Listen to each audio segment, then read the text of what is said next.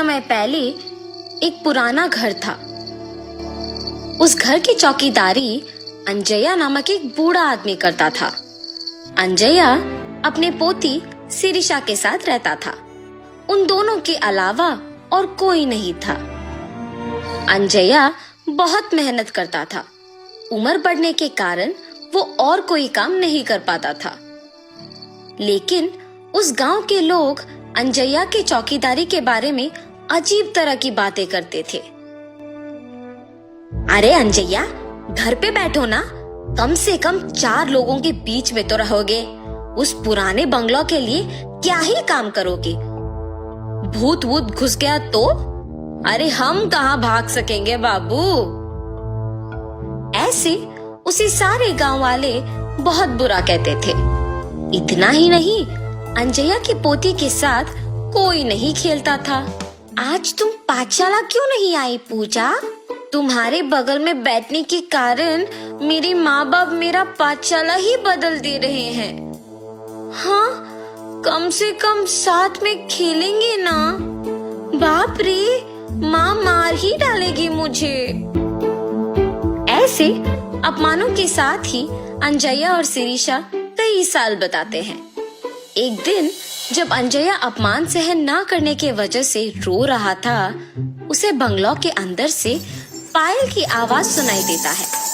अचानक उसे ऐसी आवाजें सुनाई देने पर तुरंत उठ के बंगलो की ओर देखता है।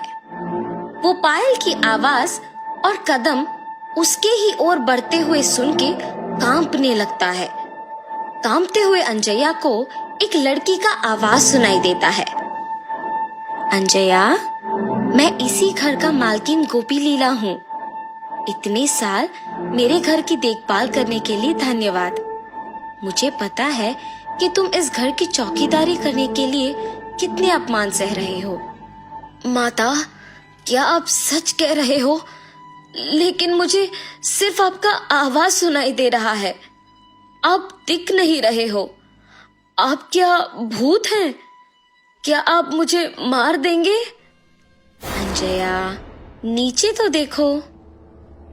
ऐसे उस आत्मा के कहने पर जब वो नीचे देखता है तो सिर्फ उनके पैर दिखते हैं। वो पैर दिखने में बहुत ही सुंदर थे और पायल से सजे हुए थे, मगर सिर्फ उनके पैर दिखने के कारण अंजया दंग रह जाता है। डरो मत, मैं तुम्हें कुछ नहीं करूंगी।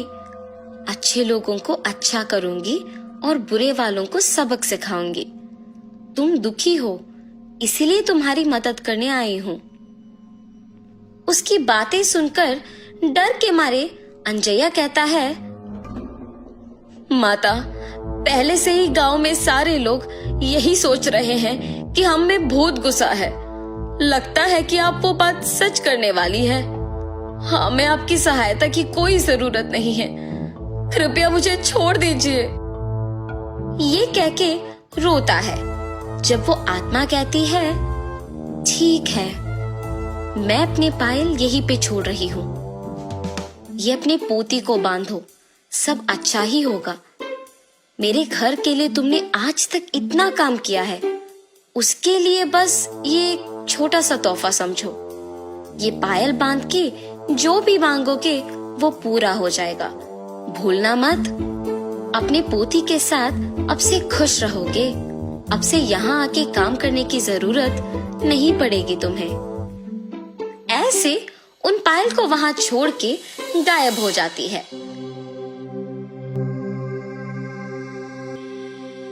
अंजया उन्हें लेकर घर जाता है। घर पहुंच के अंजया सोच में पड़ जाता है कि पोती को कैसे समझाएगा ये बात। उतने में पोती घर पहुंचती है।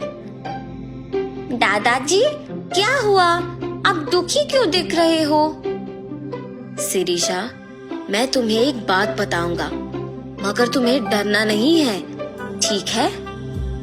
ऐसे शिरीषा को सब कुछ बताते हैं। दादाजी के हाथों से पायल लेके कहती है, हाय भगवान, कितने सुंदर पायल है। गोपी लीला जी बहुत अच्छे हैं। उन्हें भूत के नाम से मत पुकारो दादाजी।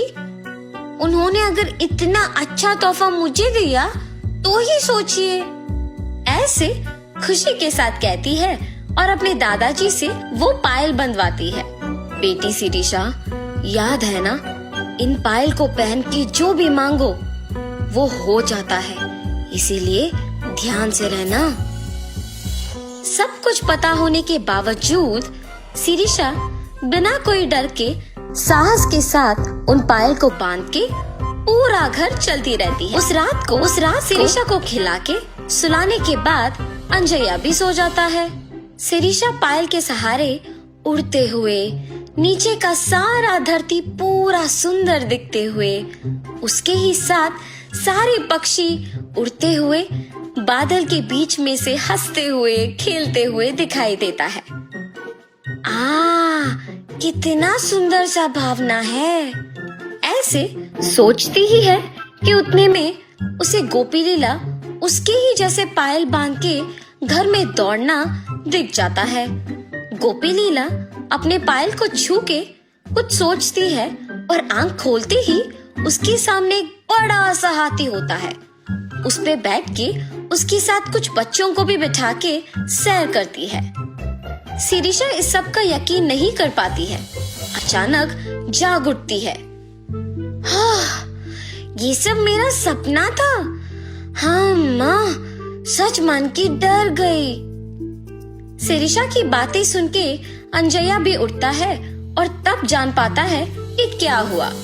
ये सच है बेटी, वो पायल वाकई ही शक्तिशाली है। हमारे जीवन को बदलने के लिए, इतने साल के हमारे काम के लिए कृतज्ञ होके गोपी लीला जी ने इसे तोहफा के रूप में हमें दिया। अब ये तुम्हारे हाथों में है। तुम्हें जो मांगना है मांगो, लेकिन बुरा नाम मत लाना बस। अब सो जाओ बेटी, बहुत देर हो रहा है।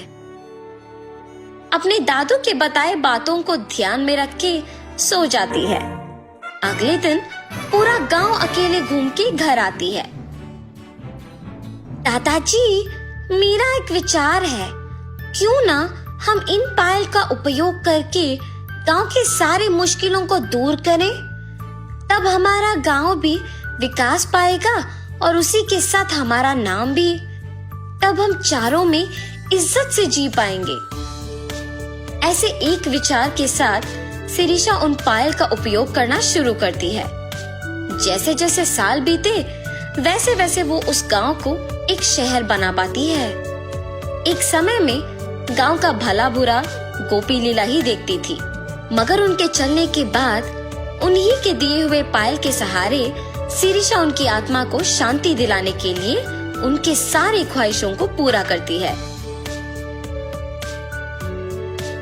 इतना ही नहीं, अंजया के परिवार के सारे मुसीबतों को दूर करके शिरीषा के वचन के अनुसार ही सभी के समान जीते हैं।